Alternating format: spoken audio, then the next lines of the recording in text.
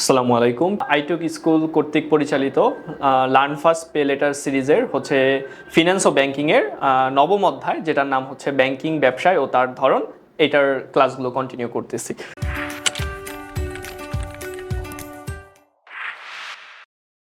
আজকের চ্যাপ্টারের আলোচ্য বিষয় কি সেগুলো সম্পর্কে একটু জানি। সো আমরা আজকে ব্যাংকের বিভিন্ন কার্যাবলী সম্পর্কে জানবো। তাছাড়া বিশেষ গ্রাহকদের চাহিদার ভিত্তিতে ব্যাংকের যে শ্রেণী বিভাগগুলো রয়েছে সেগুলো সম্পর্কে বিস্তারিত আমরা আজকে জানবো। সো আজকে চলো আমরা একটা চিন্তা দিয়ে বা একটা কোশ্চেন দিয়ে শুরু করি। একজন কৃষক যিনি কিনা চাষাবাদ করতে চান এবং একজন আমদানিকারক যিনি কিনা বিদেশ থেকে পণ্য আনতে চান, তাদের জন্য কি একই ধরনের ব্যাংকিং সার্ভিস প্রয়োজন? তোমরা একটু চিন্তা করে দেখো, এই যে কৃষক যে কিনা হচ্ছে তার কি লাগবে, তার লাগবে হচ্ছে টাকা, ক্যাশ লাগবে। তার কি লাগবে? ক্যাশ লাগবে। সে ক্যাশ টাকা দিয়ে কি করবে? সে ক্যাশ টাকা দিয়ে হচ্ছে বীজ কিনবে, তারপরে হচ্ছে অন্যান্য যা যা লাগে সেগুলো কিনে চাষাবাদ করবে। সো তার যে একটা সার্ভিস দরকার, আর হচ্ছে এই যে বিজনেস পারসন যার কিনা অলরেডি টাকা আছে, কি আছে? বাংলাদেশি টাকা আছে, কিন্তু সে হচ্ছে ফর এক্সাম্পল চায়না থেকে প্রোডাক্ট কিনতে যাচ্ছে। কি কিনতে যাচ্ছে? চায়না থেকে প্রোডাক্ট কিনতে যাচ্ছে। এখন চাইনিজ যে ব্যক্তি আমাকে মানে হচ্ছে যার কাছ থেকে আমি প্রোডাক্ট আনবো, তাকে কি বাংলাদেশি টাকা দিলে কাজ হবে? হবে না। সো সে কি করবে?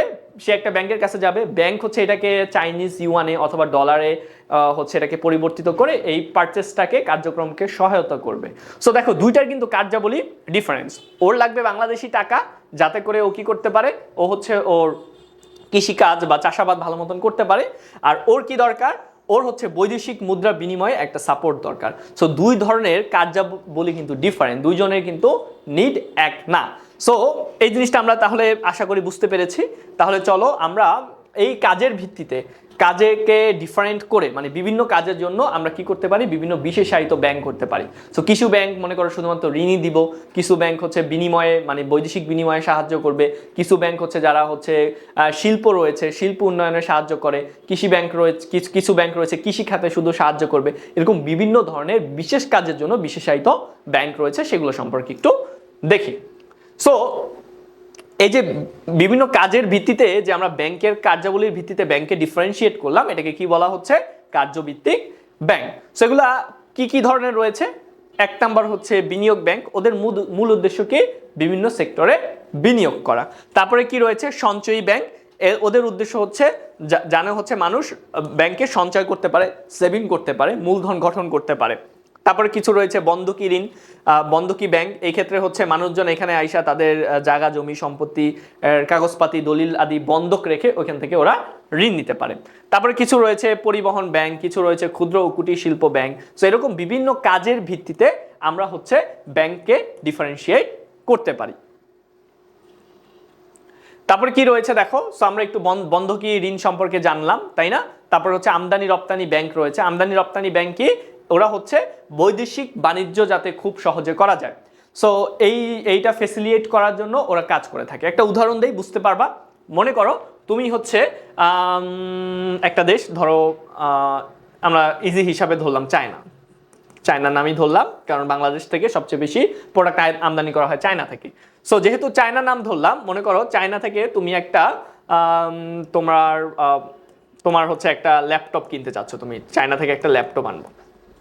ওকে, যেহেতু তুমি চায়না থেকে ল্যাপটপটা আনবা, ফর এক্সাম্পল তুমি বিজনেসের জন্যই আনতেছো, 100 পিস ল্যাপটপ তুমি কিনবা। এখন ওই দেশের যে মানে হচ্ছে সেলারকে তো তুমি চিনো না, তাই না? আর তোমাকেও তো ও চিনে না। এখন তুমি যদি ওকে মুখে কথা বলো যে ভাই আপনি আপনার প্রোডাক্ট পাঠাই দেন, আমি 100 পিস পাইলে আমি এই দেশের প্রোডাক্ট পাই, আমি টাকা দিয়ে দিব, মানে আমাদের দেশে যেরকম ক্যাশ অন ডেলিভারি সার্ভিস, ওকে আদৌ এটা মানবে? এটা মানবে না। কেন মানবে না? এক নম্বর হচ্ছে এখানে একটা সিকিউরিটি ইস্যু আছে। কারণ হচ্ছে এটা আমি পাঠানোর পরে আদৌ আমি এটা অ্যাকসেপ্ট করবো কিনা, অ্যাকসেপ্ট করলেও তাকে পে করবো কিনা, এরকম কোনো নিশ্চয়তা নাই। সো এটা একটা বড় ধরনের ইস্যু। অন্যদিকে সে যদি বলে যে ভাই আপনি আমাকে আগে টাকা পাঠায় দেন, তারপরে আমি আপনাকে মালটা দিচ্ছি, এটা তোমার জন্য একটা সিকিউরিটি ইস্যু। কারণ তুমি যদি টাকা আগে পাঠায় দাও, সে যদি কোনোদিন মাল না পাঠায়, তুমি কিন্তু তাকে যে ধরতে পারবে না। সো এটা বড় ধরনের কনসার্ন ইন্টারন্যাশনাল বিজনেসের ক্ষেত্রে। এই ধরনের সমস্যা সমাধানের ক্ষেত্রে আমাদের কে সাহায্য করে? আমদানি রপ্তানি ব্যাংক সাহায্য করে। ও কি করে?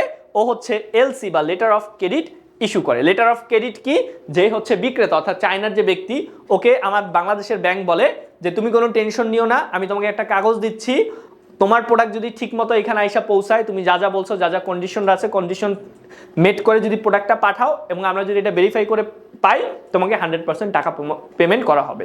সো এই যে একটা নিশ্চয়তা দেওয়া, এই নিশ্চয়তা দেওয়ার ফলে কি করবে, এই যে চায়নার যে ব্যক্তিটা রয়েছে সে কিন্তু খুব নিশ্চিন্তে ও কিন্তু ওর প্রোডাক্ট আমার কাছে পাঠায়া দিবে। সো এই ইন্টারন্যাশনাল বিজনেসে এই যে একটা ইস্যু ছিল, এটা সলভ করার জন্য আমাদের যে ব্যাংকের সাহায্য নিতে হয় সেটা হচ্ছে আমদানি রপ্তানি ব্যাংক। তারপরে আরো কিছু রয়েছে, দেখো আরো কিছু অন্যান্য কার্যভিত্তিক ব্যাংক, কাজের মানে অনুযায়ী আমরা এটাকে ভাগ করেছি। একটা রয়েছে বিনিয়োগ ব্যাংক, কি রয়েছে, নবগঠিত কোম্পানির শেয়ারের অবলেখন করে দীর্ঘমেয়াদী ঋণ ও পরামর্শ দেয়। সো কোথায় বিনিয়োগ করবা, বিশেষ করে হচ্ছে যারা নতুন মানে হচ্ছে বিজনেস চালু করছে, কোথায় কোথায় ইনভেস্ট করা উচিত, কোন কোন সেক্টরে কাজ করা উচিত, সেগুলো সম্পর্কে কিন্তু বিস্তারিত পরামর্শ আমাদের ব্যাংক দিয়ে থাকে।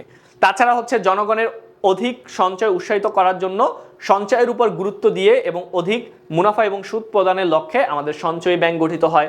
তারপরে হচ্ছে পরিবহন ব্যাংক, পরিবহন শিল্পকে উন্নয়নের জন্য যানবাহন নির্মাণ এবং যানবাহনের যন্ত্রাংশ আমদানির জন্য হচ্ছে যে ব্যাংক ঋণ দেয় সেটাকে বলা হচ্ছে পরিবহন ব্যাংক।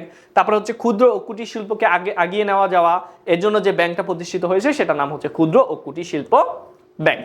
সো আমরা বিভিন্ন ধরনের ব্যাংক সম্পর্কে কিন্তু আজকের ক্লাসে ধারণা পাচ্ছি। এখন সবচেয়ে গুরুত্বপূর্ণ বা আরেকটা গুরুত্বপূর্ণ পার্ট হচ্ছে মক্কেল ভিত্তিক ব্যাংক, তাই না?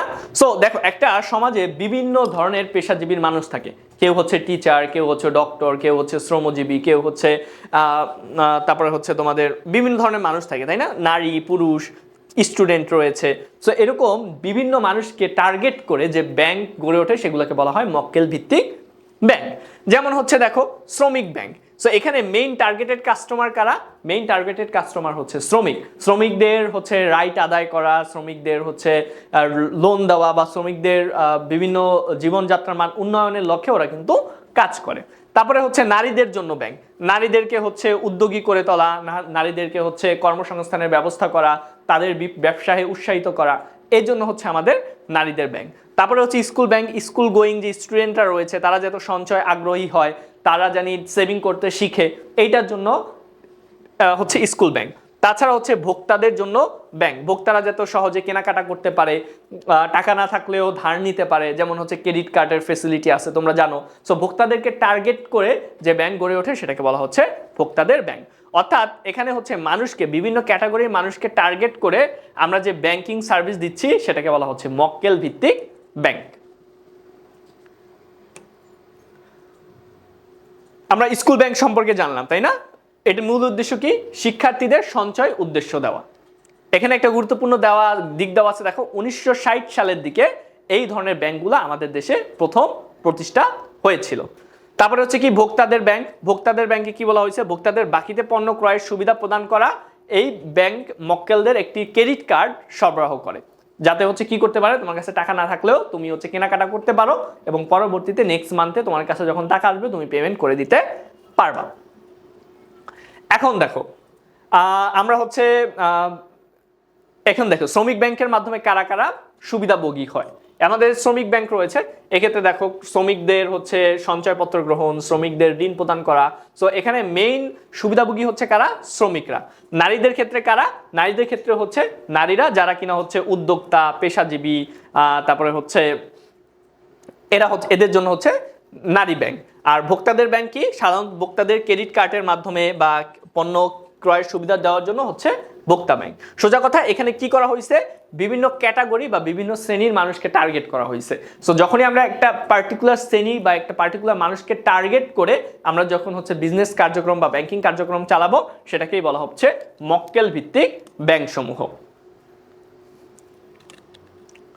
সো আজকের ক্লাসটা যদি আমরা একটু সামারি করি, আমরা কি দেখলাম? আমরা হচ্ছে ব্যাংকের বিভিন্ন কার্যাবলী দেখলাম, মক্কেলের ভিন্নতার কারণে ব্যাংকের যে কার্যাবলী বা সেবা পরিবর্তিত হয় সেটা আমরা দেখলাম, এবং ব্যাংকের মূল লক্ষ্য হচ্ছে কি নিজ নিজ খাতের উন্নয়ন এবং আর্থিক নিরাপত্তা প্রদান। এই সমস্ত বিষয়গুলি সম্পর্কে আমরা বিস্তারিত জানতে পেরেছি। সো তোমাদের জন্য একটা বাড়ির কাজ রয়েছে। বাড়ির কাজটা কি? তুমি যদি বড় হয়ে একটা নিজস্ব ব্যবসা প্রতিষ্ঠান শুরু করতে চাও, তাহলে মূলধন সংগ্রহের জন্য কোন বিশেষায়িত ব্যাংকের কাছে যাবে এবং কেন? সো আমরা দেখলাম কাজের উপরে ডিপেন্ড করে বিভিন্ন ধরনের ব্যাংক হয়। সো এটা ডিপেন্ড করবে অ্যাকচুয়ালি তুমি কি হইতে চাও, তুমি কি হইতে চাও বা কি বিজনেস করতে চাও, সেই বিজনেসের উপর ডিপেন্ড করে ওই টাইপের সার্ভিস যে ব্যাংক দেয় তুমি ওই ব্যাংকের কাছে যাবা। সো এই অ্যান্সারটা কমপ্লিটলি ডিপেন্ড আপন ইয়োর চয়েস। তো আশা করি তোমরা আজকের ক্লাসটা এনজয় করেছো। আজকের ক্লাসটা যদি এনজয় করে থাকো এবং বুঝে থাকো, তোমরা চাইলে আইটেক স্কুলকে সাপোর্ট করতে পারো, নিজেদের সামর্থ্য অনুযায়ী তোমরা ফি পেমেন্ট করতে পারো। ফি পেমেন্ট করার জন্য আমাদের ওয়েবসাইট অথবা আমাদের হটলাইনে পেমেন্ট করতে পারো, অথবা তোমরা কি করবা, আমাদের হচ্ছে একটা নির্দিষ্ট পেমেন্ট করে তোমরা কিন্তু আমাদের প্রাইভেট কেয়ার ব্যাচে চলে আসতে পারো, যেখানে আমরা নিবিড় পরিচর্যার মাধ্যমে তোমাদের নিশ্চিত প্রোগ্রেস এনশিওর করব।